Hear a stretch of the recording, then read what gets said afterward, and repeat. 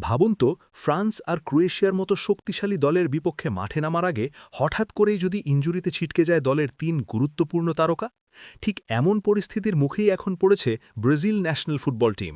নতুন coach Carlo অ্যাঞ্চেলট্টির অধীনে Brazil আগামী মার্চের ২৬ ও ৩১ তারিখে খেলবে দুইটি বড় প্রীতি ম্যাচ।